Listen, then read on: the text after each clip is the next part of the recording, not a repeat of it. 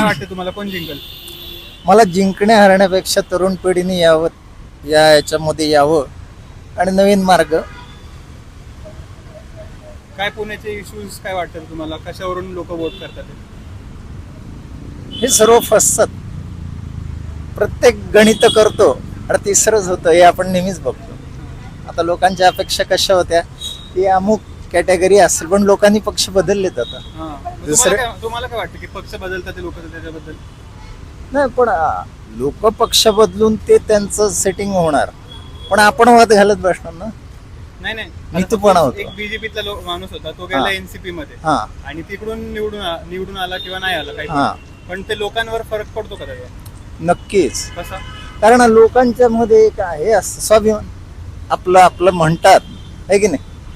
तुम्ही म्हणता की नाही आमच्या शिवसेनेतल्या कट्टर आहे, कट्टर कट्टर कट्टर म्हणतात, पण ते केव्हा बदलतात आणि वोटर थोडं बुचकळत पडतात ना. आता प्रभाग केला ऐन वेळेस 4 वोटिंग द्यायचे तुम्हाला, आता एवढे सगळे तुमच्याच आजूबाजूचे आहेत आणि हे प्रभाग कधी करतात? म्हणजे लोकांचं याला थोडा त्रास आहे की तुम्ही वाटेल तेव्हा निर्णय बदलता ना, हो की नाही. मागच्या सिंगल होतं, यावेळेस प्रभाग झाला, परत सिंगल होईल. मग ह्या लोकांचं काय होतं, ह्या पक्षातून त्या पक्षात त्या, हे चालूच राहणार. कोणते इश्यू पाहून मतदान करणं यावेळेस? इश्यूज म्हणजे आता आपल्या सेवा सुविधा, लोकांशी संपर्क, या गोष्टी महत्त्वाच्या आहेत. तुम्ही कायम जनसंपर्कात असलं पाहिजे, लोकांच्या ह्याच अपेक्षा असतात ना. आता काही लोकांनी व्हिडिओ टाकले यूट्यूबला की मत मागायच्या वेळेस आल्या, पण आता आम्ही ओळखत नाही यांना, हे 5 वर्ष झाले ना. असं नको व्हायला. आता तुम्ही बघा की लोकांची स्पर्धा असते की आपण जास्तीत जास्त चांगलं करावं.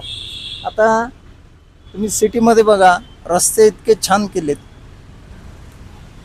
आणि इतरही सुविधा. आता हे रंगकाम चालू आहे समोरच, म्हणजे हा जो पैसा आता मार्चंट पण आहे, म्हणजे दोन्ही गोष्टी एका वेळेस आहेत की तुमचा फंड पण आहे तुम्हाला अवेलेबल आणि तुम्हाला कुठे काय करायचं दुरुस्त आहे, हो की नाही. रस्ता आहे, लोकांच्या ज्या मूलभूत गरजा आहेत, रस्ता आहे, ड्रेनेज आहे किंवा इतर काही आहेत, हे सगळं तुम्ही वेळच्या वेळी पुरवता. वृक्षतोड आहे, जे रिस्की वाटतात असे झाडं तोडतायत आता सगळीकडे लोक, वन विभाग, त्यामुळे म्हणजे हे उद्यान विभाग.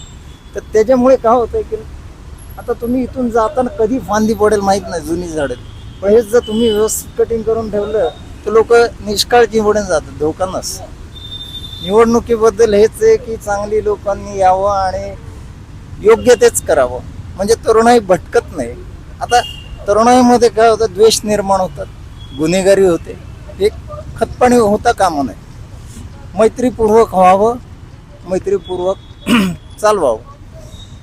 धन्यवाद.